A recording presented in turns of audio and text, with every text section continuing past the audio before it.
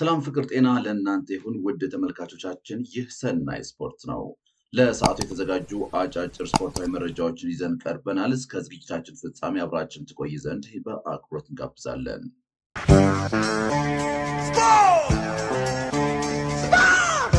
ሊቨርፑል በ16ኛ ሳምንት የእንግሊዝ ፕሪምየር ሊግ ሊቨርፑል ብራይተንን 2-0 አሸንፏል። በአንፊልድ በተደረገው ጨዋታ ሁጎ ኤኪቲኬ ሁለቱንም የሊቨርፑል ግቦች ከመረብ አሳርፏል። ሞሐመድ ሳላህ በመጀመሪያው ግማሽ ተቀይሮ ወደ ሜዳ በገባበት ጨዋታ አንድ ለግብ የሚሆን ኳስ አመቻችቶ አቀብለዋል። በውድድር ዓመቱ 8ኛ ድሉን ያስመዘገበው ሊቨርፑል በ26 ነጥብ ወደ 6ኛ ደረጃ ከፍ ያለበትን ውጤት አስመዝግበዋል። በርንሌይ በውድድር ዓመቱ ለ12ኛ ጊዜ ተሸነፈ። በ16ኛ ሳምንት የእንግሊዝ ፕሪምየር ሊግ ፉልሃም በርንሌይን 3-2 አሸንፏል።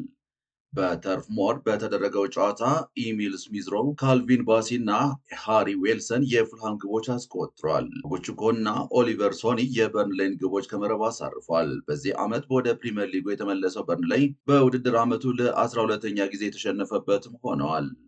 ከ16 የሊግ ጨዋታዎች 3ን ብቻ ያሸነፈው በርንሌይ በ10 ነጥብ 19ኛ ደረጃ ላይ ሲቀመጥ ፉልሃም በ20 ነጥብ 13ኛ ደረጃ ላይ ይገኛል።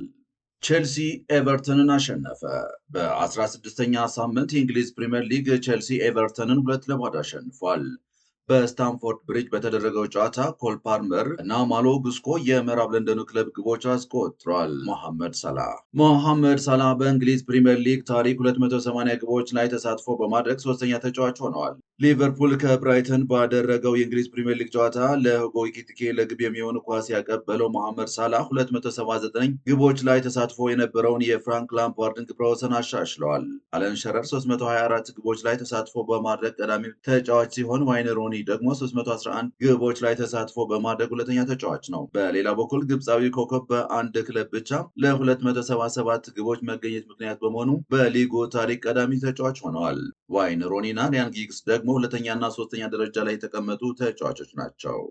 አርሰናል በ16ኛ ሳምንት የእንግሊዝ ፕሪምየር ሊግ አርሴናል የሊጉ ግርጌ ላይ የሚገኘውን ወልቭስን 2-1 አሸንፏል።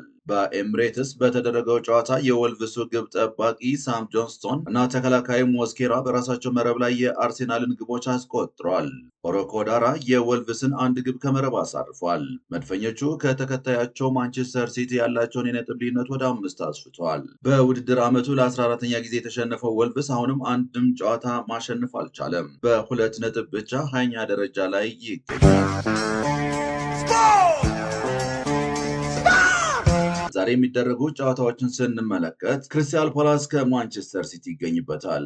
16ኛ ሳምንቱ ላይ በደረሰው የእንግሊዝ ፕሪምየር ሊግ ዛሬ ሁለተኛ ደረጃ ላይ የሚገኘው ማንቸስተር ሲቲ ከሊጉ መሪ አርሴናል ያለውን የነጥብ ልዩነት ለማጥበብ ከሜዳ ውጭ ከክሪስታል ፓላስ ይጫወታል። የፔፕ ጋርዲዮላ ስብስብ ልዩነትን ለማጥበብ ወደ ሜዳ በሚገባበት ጨዋታ ከፓላስ ጠንካራ ፈተና ይጠብቀዋል።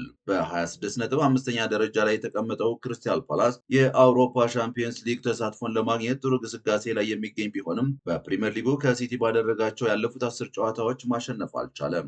አመሻሽ 11 ሰዓት ላይ በሚደረገው ጨዋታ ማንቸስተር ሲቲ አሁንም የማቴዮ ኮቫችች እና ሮድሪን ግልጋሎት በጉዳት የማያገኝ ሲሆን የጆን ስቶንስ መሰለፍም አልተረጋገጠም። በፓላስ በኩል መጠነኛ ጉዳት የነበረበት ጃን ፊሊፕ ማቴታ እና ኢስማኤል አሳድ ለጨዋታው ዝግጁ ሆነዋል ተብለዋል። በታይንዌር ደርቢ ሰንደርላንድ ከኒውካስትል ዩናይትድ የሚገናኝበት ጨዋታ ይጠበቃል። ከ7 ዓመታት በኋላ ወደ ፕሪምየር ሊጉ የተመለሰው ሰንደርላንድ ጠንካራ ጅማሮ ያደረገ ሲሆን ዛሬም ለኒውካስትል ሌላ ፈተና እንደሚሆን ይጠበቃል። ከጨዋታ አለፍ ያለ ጉልበት የሚቀላቀልበትና አንዳንድ ጊዜ ለዳኞች ፈታኝ የሚሆነው ደርቢ በተመሳሳይ 11 ሰዓት ላይ የሚጀመር ይሆናል።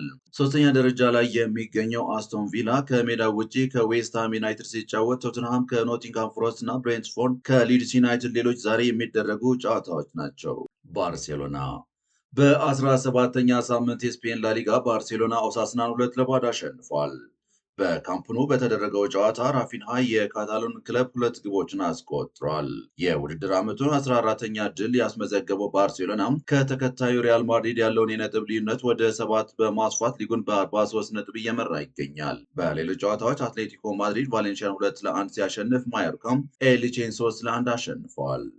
አትሌቲክስ በአራተኛው የአፍሪካ ወጣቶች ጨዋታ እየተካፈለ የሚገኘው የኢትዮጵያ ልዑክ ቡድን ስድስተኛ ወርቁን ትላንት በ1500 እና በ800 ሜትር እና በ5000 ሜትር የእርምጃ ውድድር አስመዝግበዋል። ወጣት የኦሎምፒክ ቡድኑ በወርቅ በተንበሸበሸበት ውሎም በ5000 ሜትር ሴቶች የእርምጃ ውድድር ህይወት አምባው በቀዳሚነት በማጠናቀቅ የወርቅ ሜዳሊያ ስታሸንፍ፣ በ1500 ሜትር ሴቶች ሀና ነጋሳም ሌላኛውን ወርቅ ለኢትዮጵያ አስገኝታለች። በመድረኩ በ800 ሜትር ሴቶች መርጋ ሂካ ተጨማሪ ወርቅ ለኢትዮጵያ አስመዝግባል።